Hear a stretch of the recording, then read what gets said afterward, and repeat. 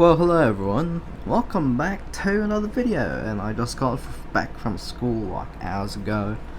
We did some rehearsals for the upcoming Christmas concert at school, so now I'm back home just 2 hours ago, and since my new banknote arrived, I'm gonna make an impromptu video about it because, you know, I wanted to show it to you guys. So I ordered a new banknote after my 50 French franc banknote came just last week, you know, during exams week. And after that, I think during the weekends or something, I saw another pre-Euro banknote, pre-Euro currency, and guess what? I decided to buy it, of course, because it's a pre-Euro currency, and it's actually one of my favorite currencies.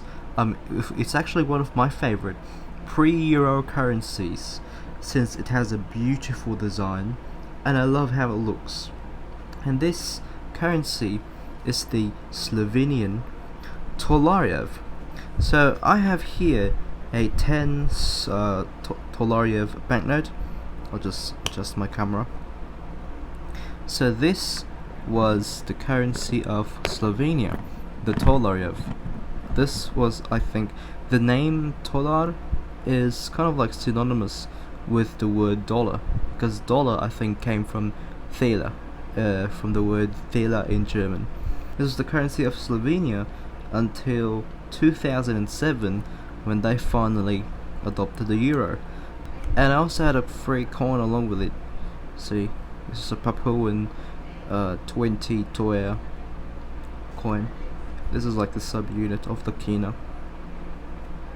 But anyways, this is a banknote. This is a banknote video. It's a video about this banknote that I just bought. So yeah, let's take a look at this banknote right here. Front of the banknote has Primož Trubar, or Primus Trubar.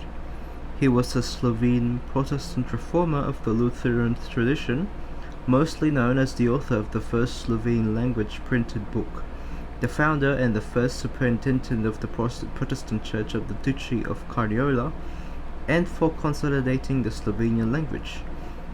Trubar introduced the Reformation in Slovenia, leading the Austrian Habsburgs to wage the Counter-Reformation, which a small Protestant community survived.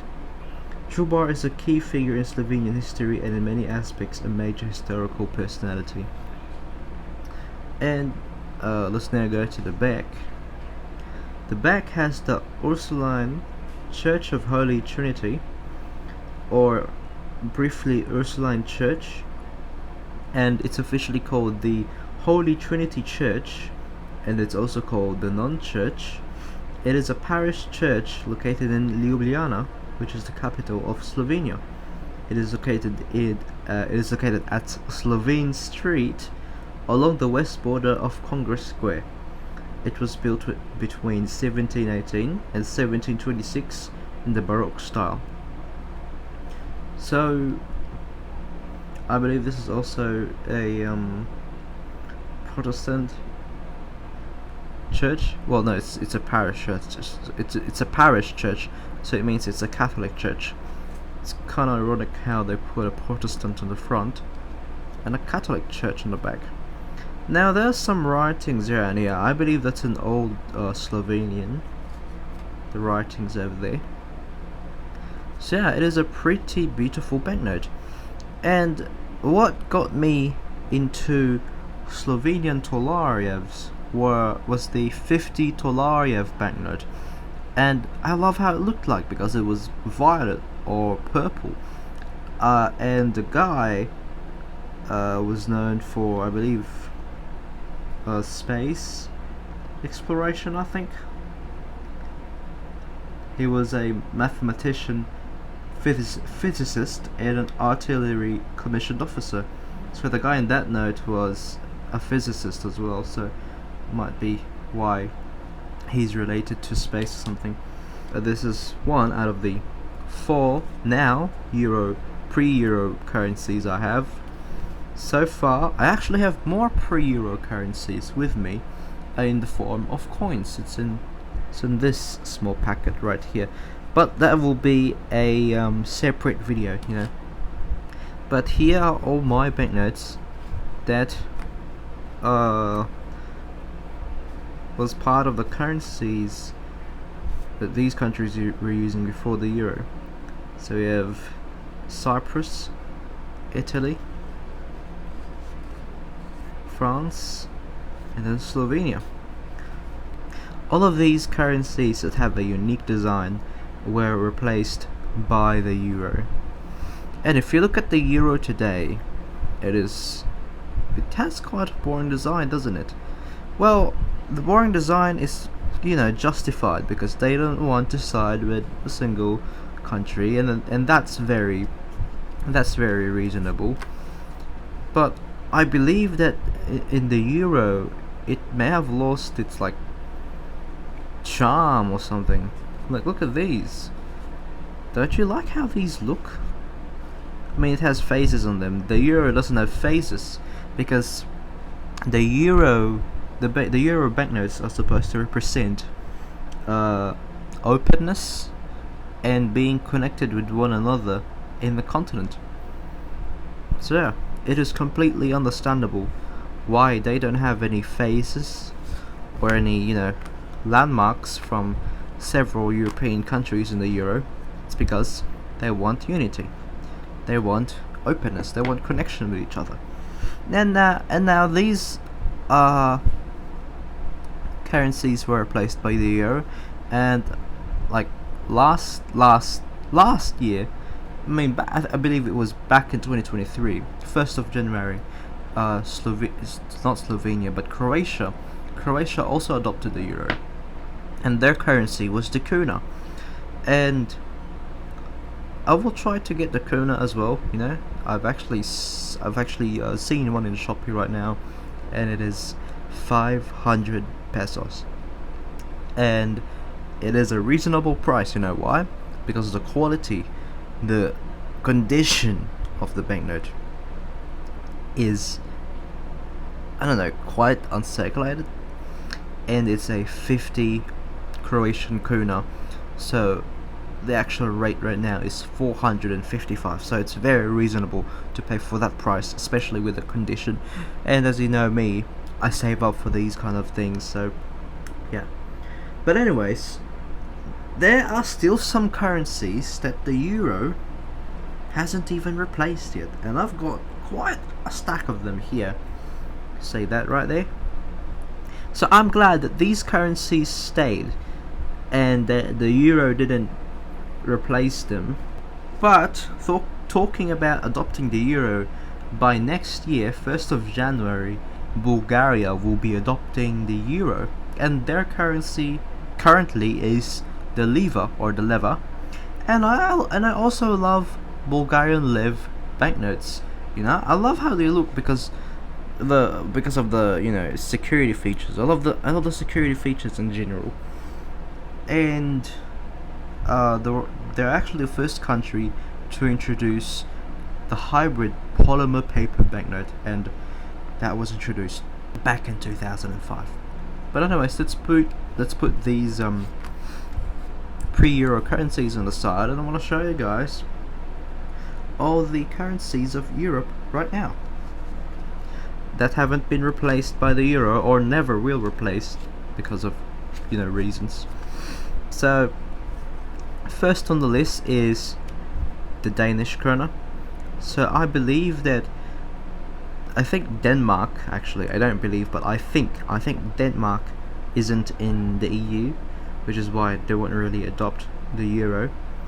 And I'm glad this stayed because I actually like how it looks. Denmark. Then we have North Macedonia, which is I think in the EU and would possibly adopt the euro soon. Romania, who is also planning to adopt the euro.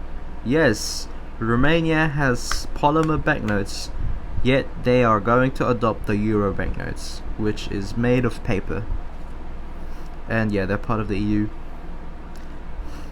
Russia isn't obviously going to adopt the euro, but it's still in Europe, so I included it in here. Then we have Serbia.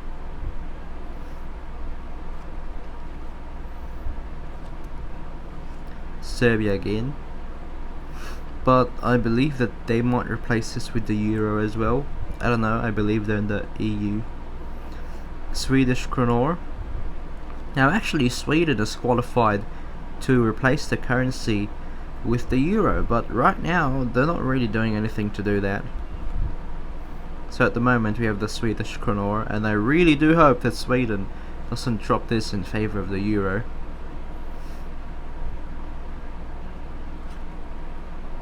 Then we have Turkey, which they obviously wouldn't, because they're like Russia. They're a dual continental country.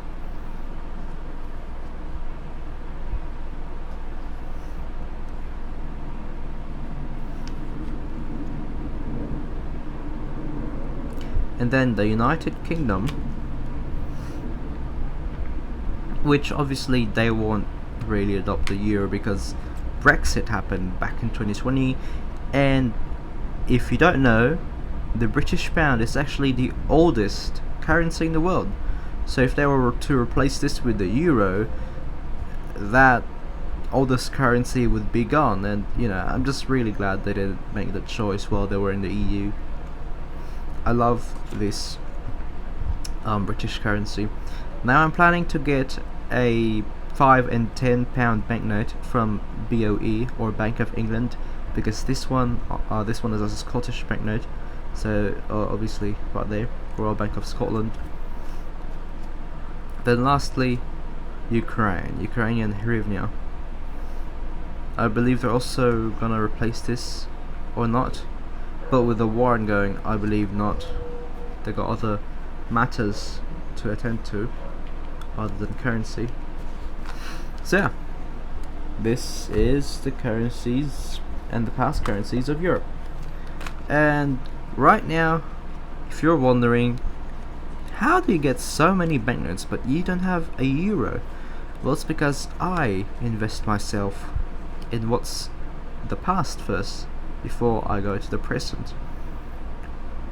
I invested myself in these first, before I invest in getting the euro. You know, I like the design. I just don't like how it doesn't really have the charm the original currencies did. And you know, the euro is a great currency and all, and there are actually far more stronger currencies than the euro that were replaced by the euro itself. And the strongest currency so far, let me just pull my notebook, is the Maltese lira. I actually have a whole list down here.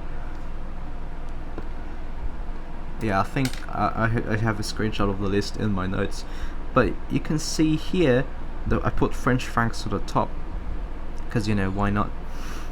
The Maltese lira was abandoned in exchange of the euro, and you know, the actual conversion for Maltese lira to euro, a single euro in Malta is 0.429300 Maltese liras.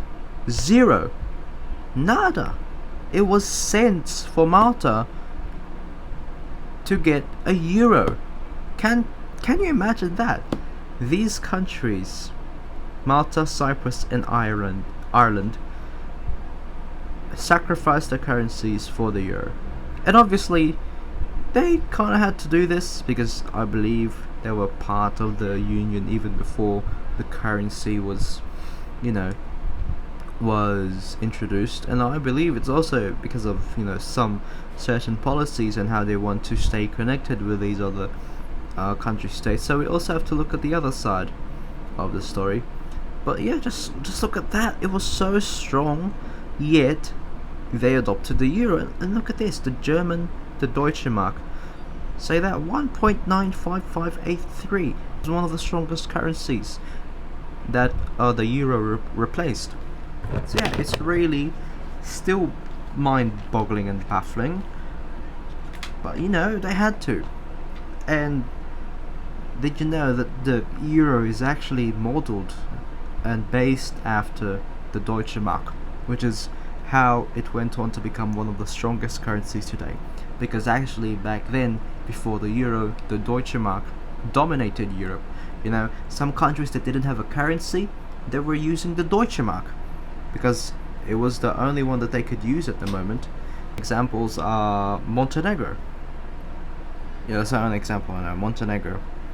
They used the Deutsche Mark because they didn't have their own currency, and now that the Deutsche Mark is gone, they use the euro now. So yeah, it's just really fascinating. But not everything really lasts forever, so I guess in one way or another, even though if the euro didn't exist, somewhere over the years these currencies would collapse too in the future and would be eventually replaced by a new one. Anyways, that's the video for now. Next video would be about all my pre-Euro currencies. Well, hopefully all of it, and I wouldn't be ordering any new ones after this. And if I did, then I'll still make the video with that banknote as well. So anyways, I'll see you guys in the next one. Thank you so much for watching this, and I hope that you liked this video and learned something new as well. And I'll see you in the next one. Goodbye, guys.